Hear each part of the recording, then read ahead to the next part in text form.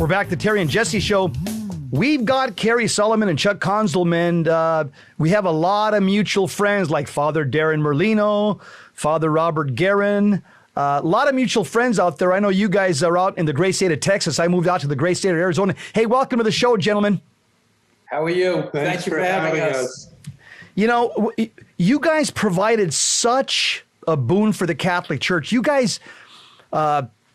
the movie that you guys came out with, Nefarious, it was a literary masterpiece unlike anything portrayed on the movie screen to this day. In fact, I think the enemy wasn't happy because a few other horror movies, and I mean horror movies, came out pretty much the same time when Nefarious came out. But the other ones were pure garbage. It was a typical...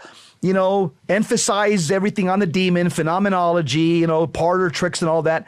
But you guys... your movie was peppered with sound Catholic angelology, sound Catholic demonology. What did both of you study to come up with the conversation between the demon and the psychiatrist? You guys must have been hitting the books or watching videos. How did you prepare for this script? Well, first off, it wasn't us. We're two guys from New Jersey. We can't speak like that or write dialogue like that. That was the spirit. Okay. So we're street guys and that wasn't us. Okay. So we know that as well. The Lord uses some strange vessels sometimes. This time he chose us. The second thing is, being a Catholic, if you're a real Catholic, I think pursuit of knowledge is part of what we're supposed to do. Right. I mean, we watch videos, read up on exorcisms, and I think if you're more than a surface Catholic, somebody goes to church on Easter and Christmas, you're going to, through just acclamation over a period of time, you're going to learn stuff that the rest of the world doesn't know. And we basically used what we've learned, and through various forms and just over a period of time. And I do believe, by the way, though, I was kidding, obviously, but I'm not. I really do believe that this was the spirit because, we didn't really want to do this in the beginning and the Lord kept on guiding us back to it. So that's how it happened. Well, I can tell you, not only obviously both of you are men of faith, which is pretty obvious from all your prior movies, but, you also roll up your sleeves and you did some pretty good research. So I tip my hat off to you. What you did in this movie, unlike other Hollywood horror movies, which focus on the demon's parlor tricks and what demons do. What you guys did is you guys masterfully exposed the powers of the demon in this movie. And what you did is you captured the truth of Satan, demons, demonic forces, unlike anything ever I've seen on the screen in this movie, Nefarious. You basically, what you did is you gave the world an uncensored look at Satan's agenda. Is that what you guys did? So I think it's what we tried to do. I think that the engine that makes the story work is, for those who haven't seen the film, most of it takes place over a table, and the character inhabited by a demon is on the day of his execution. He's a condemned prisoner, so he's chained to the table. So he can't physically beat up on the person opposite him.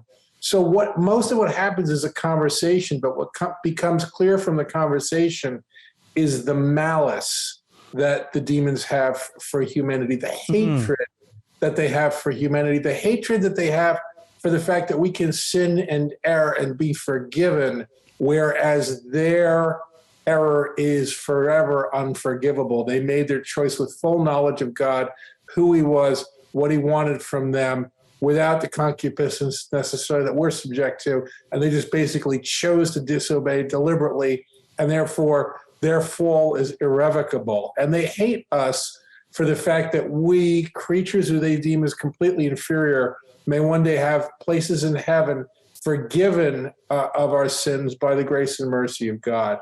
And that's really a lot of what drives the piece. And I think also one of the things we wanted to do is we wanted to show people that it's not black and white. In other words, it's not comedic. It's not like Hollywood makes it where the demon is in the room and he's floating around and flying around. It's kind of, that's Hollywood. The real fact about the demons is they're cunning. They're smarter than we are. They're here. From the moment we're born, they're attacking. And that's why we have a guardian angel and we have the saints and everything else and the Virgin. But we also wanted to show, tarot cards, Ouija boards, going to seances, psychics, all voodoo, all these things. These are gateways to the demonic, and we don't understand. Especially Ouija boards. The most interesting lecture I ever went to in college was by a Jesuit priest who was the technical consultant on The Exorcist, the original movie. And he traveled the world doing exorcisms, and he said, the gateway drug for possession is a Ouija board. He said at least 80% of the cases that he dealt with, including the case he didn't deal with personally, but the one that The Exorcist was loosely based on, even though it wasn't in the movie, began with a Ouija board. And he challenged his audience. He said, where does the word Ouija come from? And nobody knew.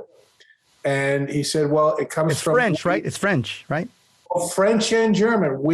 German, we, French for yes, German for yes. So he says, you're saying yes, yes, to a willing diabolical possession. And the example he used was, I never forgot it, he said, on a dark night, a lighthouse is visible from very, very far away. When you engage a Ouija board, you're turning yourself into a lighthouse for the demons, and they come racing from great distances to participate in what you're doing. And you're hoping it's temporary, but they're hoping it's permanent.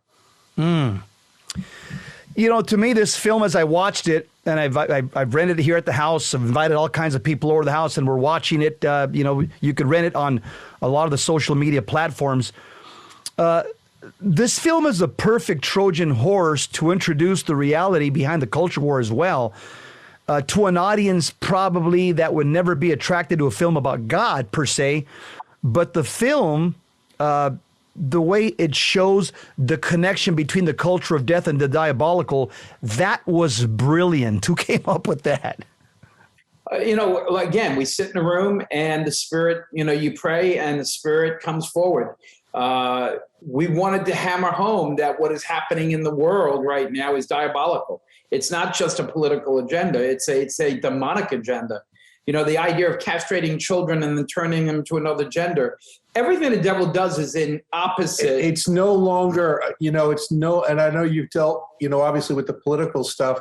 It's no longer the loyal opposition and a reasonably opposed viewpoint trying to help us get to the greatest good for the greatest number. Now it's flat out diabolical. And that's part of what we portrayed in the film. Yeah. Look, we wanted to show the woke agenda is evil.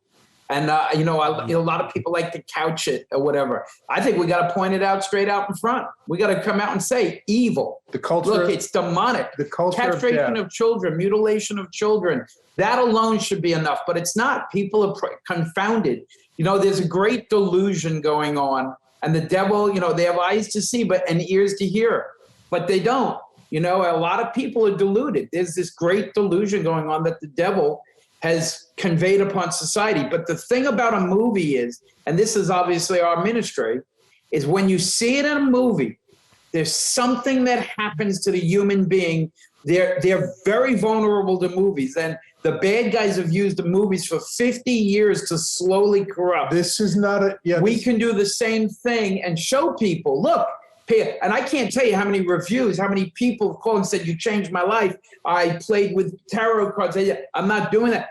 Oh, millions. The Lord is using this movie for his purposes. And we're proud of what we did. This is a badge of honor. One comment by an evangelical reviewer, he didn't put it in his review, but he said to us, he came to our premiere, he said, this is a theological drive-by shooting in a good way.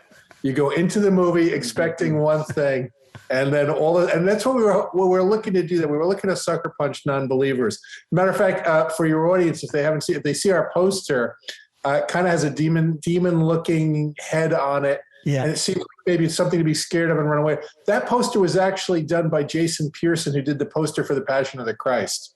So it was done completely with the intention of the Trojan horse idea, like you were saying. It was meant to be a Trojan horse, but a Trojan horse designed by believers so that we could go out and win some non-believers. But there's no demonics. No. You can validate what we're saying. There's no demonics. There's no satanics. There's no sex. There's no bad language. It's as simple as two guys in a room. However, those two guys in a room happen to be a demon and a human being, and we're conveying what's happening in the real world today. And we've started collecting some great recommendations. Bishop Strickland, who I know is on your network and is here close to us in Texas. Cardinal Burke gave us an amazing recommendation. Archbishop Cordileone in San Francisco. Nauman. All these guys. The usual suspects in terms of loyal, faithful clerics seem to be discovering us and recommending us in large numbers. We have a priest that I have a friend. She was in church going to confession, and a friend of hers came out of the confessional, and he knew she worked on the movie with us, and he came over to me and he says, "You will not believe what my penance was after I just went to the priest for confession." And she said, "What was it?" He said, "He told me to go see the movie Nefarious." So we have priests giving the movie as penance. Wow. Is that crazy or what? I mean, it's amazing. I'll tell you what I like about this movie is that it's for some young parents, this is probably going to start a conversation with older teens or with like 20-somethings. When they watch this film, they're going to start asking questions to mom and dad about faith, about God, about the culture wars. This is a family conversation starter for some of those Catholics that are kind of falling away from the faith. This is going to move them in the right direction. This is a lapsed Catholic trap. And yes, if families can sit down and watch this, yes, you're going to see people who've wandered away from the faith. You know, look, it happens to a lot of, I mean, I was away from the faith during my 20s, about age 30, right on schedule. You know, I wasn't where I should have been. And it kind of like the Lord knocked me over the head. And I figured it was time to stop rebelling against my parents. Well, if you have some family members, and a lot of us do, that are kind of in that basket or that bucket, watch this film with them. And I think it will prompt, it's an open invitation to the conscience to start re-examining all the lies of contemporary society. Yeah, and that came out massively during the movie. This is kind of probably a big question, but I want to hear what you guys have to say, because I'm sure, I have no doubt, that you guys probably face some demonic opposition as you're making the film, before the film. Who knows? Even today, I don't know. Maybe, who knows? Your computers are shutting down or freezing. I don't know.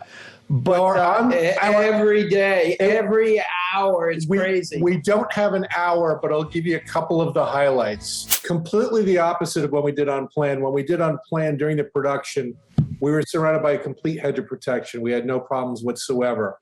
And then culturally, we obviously had problems afterwards. We had problems in the marketing on our Plan and the distribution. I'll only give you one note, quick note, because it's a mutual friend from production. Then I'll jump to the marketing phase on this one. So during production, it's only 2.5 weeks long that you're shooting. Aside from being struck by the industry unions with no grievance and no strike vote, one night, Father Darren Merlino says Mass. He was staying with us at the directors at the Airbnb where we were staying. And 3 or 4 hours later, he's in the ER. He gets an emergency appendectomy and his appendix bursts during removal. He almost died. And the surgeon tells him, if you'd arrived here an hour later, you would have died. But I'm going to jump from all of the mishaps of production to marketing. So April 14th, it's our right around there. We're in our office building where we have our marketing offices in Los Angeles. One building in Burbank is hit by a microburst and the entire roof is torn off in a rainstorm in the middle of the night. The only roof in Burbank that gets wiped out. And it's a facility that only deals with faith-based stuff. So the only two things going on in that building are our marketing and post-production for The Chosen. Every electric device doesn't work. Every phone call, cell, email, text doesn't work. 8 car crashes in the first 11 days. Totaled. The cars are totaled, but God is present. The devil attacks we didn't have one injury. We had Father Carlos Martins, who's a legitimate full-time exorcist, has the Exorcist Files podcast. So the night of our premiere, in the interview suite with the celebrities being interviewed and the talent, We have demonic manifestations. The lights are blinking. The sound mixer goes bad. There's a voice coming out of the couch. The cameras aren't working. So the voices are coming out of the couch. Voices are coming out of the couch. So we call Father Martin, that he comes back to the suite. So we're on the 5th floor. He puts his back to the French doors to the balcony, 5 stories in the air. There's only about 3 feet of space behind them. There's no people there. He begins a formal rite of exorcism of place in Latin. And he's got, no one else can hear, but he hears audibly a woman's voice chanting in his right ear. Trying to distract him. Demonic chanting. He can't tell the language. He can't discern the language, what's going on. He gets to the point of the rite where he says, bow now before the holy and terrible name of Jesus, and she knocks it off. The lights stop flickering, the sound mixer gets better, the cameras start working, and the voice is totally gone. Then he gets delivered to where we're actually going to have the premiere, and we'd already scheduled. We were smart enough to know we should get a rite of exorcism of place there. In the half hour before he arrives, in the theater lobby, which has an absolutely flat floor, in 2 separate incidents, women are thrown to the floor or fall to the floor and hit their face on the floor on a totally, completely flat floor, open carpeted place. So he does an exorcism there. And let me just put it this way. If you do not believe in the devil, come make a movie with us. Declare yourself, and see what happens. Unbelievable. Every light, every electrical item, if there's a money problem that can be had, bam, it comes out of nowhere. Things that are impossible. A guy who was doing our marketing, he comes to the premiere. At the most important time, his eardrum burst, explodes. The guy who was booking our theater that our Newsweek interview had to be conducted 3 times. The equipment failed, and they were 3,000 miles away. My producer, one of the guys who was producing, works with us, Chris Jones, and his family. He drops his family off. He gets out of his car. He's got 2 young kids in the back seat, 2 and 4. And basically, so he opens the back door. The door is leaning on him. He reaches in because his kid, again, the devil and God. And what happens is he's reaching in because his kid, the 4-year-old, tries to kick his hand away. So he has to reach in an extra inch to reach to the seatbelt. At that exact moment, an SUV hits the door at the perfect angle at 45 miles an hour, rips the door off the car. 1 inch. Had his little boy not kicked him, he'd be gone. Because he reached in that little extra. Anyone who's ever had to take the kid out of the back seat. Another one of our producers gets in his car, pulls his car over, gets out of his car. Less than 48 hours later. Gets in his car, gets out of his car, parks it. Out of nowhere, he's out of the car. A male nurse, falls asleep from the hospital he was working at, slams into the car at 45, 50 miles an hour, and basically eviscerates the car. Every day, the building we're shooting in, the worst windstorm in the history of Oklahoma. We're in a convention center, so bad. Now we're working. There are some atheists or some non-believers. You always have a mix of people. And the bottom line, our attitude on that is that, look, they need to see how we act and treat people, right? So when they're working, so what's happening, even non-believers, the building is groaning. The girders are groaning. It sounds like we're in the bowels of hell. Every time we're talking about the devil, twisting metal sounds. Every time we're talking about the devil, all of a sudden you get, wah, wah. It sounds like we're in hell. Atheists say they look up and they cannot believe, because when we stop talking about the devil, it stops. Start talking about the devil, it starts. Back and forth, back and forth. And they say it sounds like we're in hell. Yeah. See, subconsciously they know this is real, but their intellect is fighting it. But every day, by the way, it's just tip of the iceberg. It was nutty. It was crazy. The devil does not like this movie. Father Carlos said to us, this is the best movie on exorcism ever. It's better than The Exorcist. He said, it's the most accurate. It's the most spot on. And he said to us privately, he said, look, if you can get the devil off his couch to come mess with you like this, you're doing something right. Doing something right. You got to keep doing it. Wise words, extremely wise. I'm sure I could just imagine. Well, you answered it. I was wondering, what was it like being on the set? You just told me the last 3 or 4 minutes what it was like.